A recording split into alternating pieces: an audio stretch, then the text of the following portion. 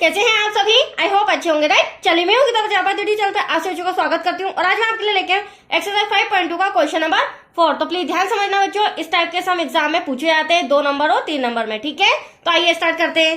देखिए क्या कहना है इस क्वेश्चन में, एपी मतलब कि समांतर श्रेणी हमें दी गई है 3, 8, 13, 18, ठीक है, डैश डैश डैश का कौन सा पद 78 है। तो हमें यहाँ पर पद बताना है कि जो 78 जो हमें संख्या दी गई है वो कौन से पद पर है, मतलब कि यहाँ पर हमें एन फाइंड करना होगा।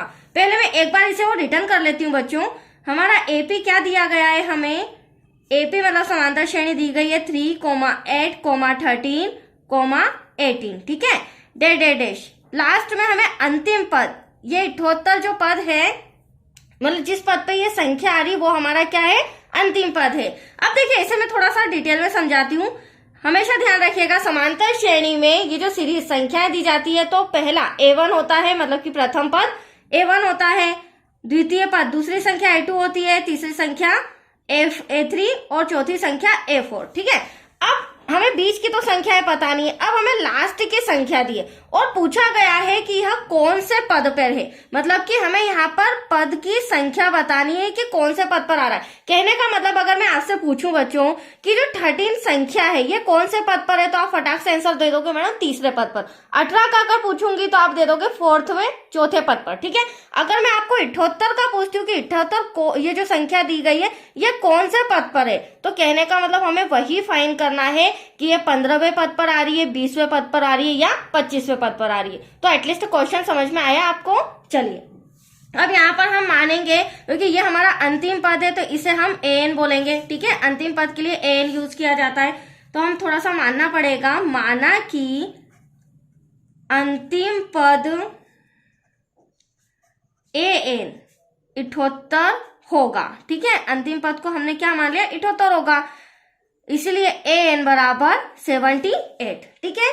अब हमें एन फाइंड करना है तो n equals to question mark. अब मैं आपको एक छोटा सा फॉर्मूला बताती हूँ जिसके थ्रू हमें एन निकालना होगा, ठीक है। यहाँ पर रफ में बता रही हूँ, n equals to a plus bracket में एन माइनस 1 ब्रैकेट क्लोज करके डी।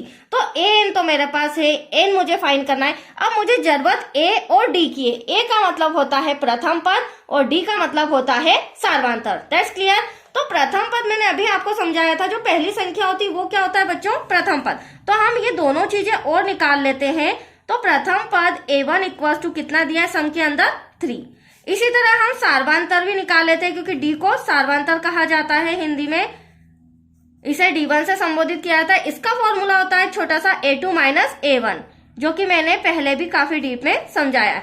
A2 हमारा 8 हो जाएगा बच्चों और A3 हमारा 3 हो जाएगा, सॉरी A1 हमारा 3 हो जाएगा। माइनस करेंगे तो 8 में से 3 गया, 5 बचा। अब ये जो 5 आया है ना ये हमारा D आया है, मतलब हमारे पास AN भी है, A भी है, D भी है। अब हमें क्या फाइंड करना है, N, जो कि हमारा क्वेश्चन ही है। That's clear. चलिए अब मैं फॉर्मूला लगाती हूँ और सारी वैल्यू पुट करती हूँ। तो देख सकते हैं आप AN equals to A plus bracket में N minus 1 bracket close D। AN हमारा 78 है बच्चों, प्रथम पद हमारा ये रहा 3, आप सब में भी देख सकते हैं, प्लस N तो हमें फाइंड करना है, D आपके सामने मैंने क्या निकाला 5। यहां तक कोई डाउट? अब इसे रीअरेंज करके हम सॉल्व करेंगे। अब देखिए 78 तो वहीं रहेगा, प्लस का 3 इधर आके माइनस का हो जाएगा।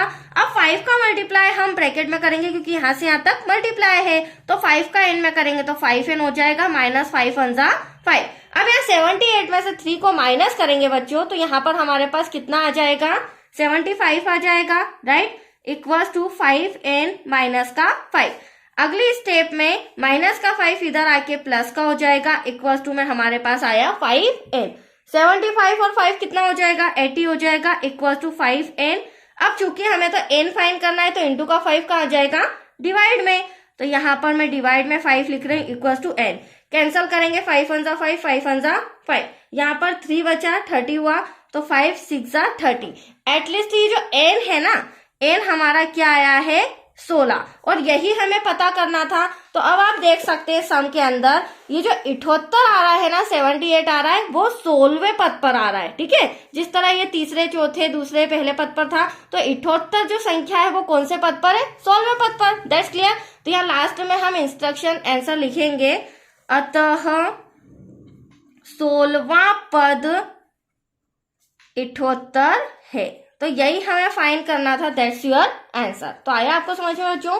छोटा सा सम था, अच्छे से प्रैक्टिस कर लीजिए, इस तरीके से हम एग्जाम में पूछे जाते हैं। ठीक है, थैंक यू बच्चों।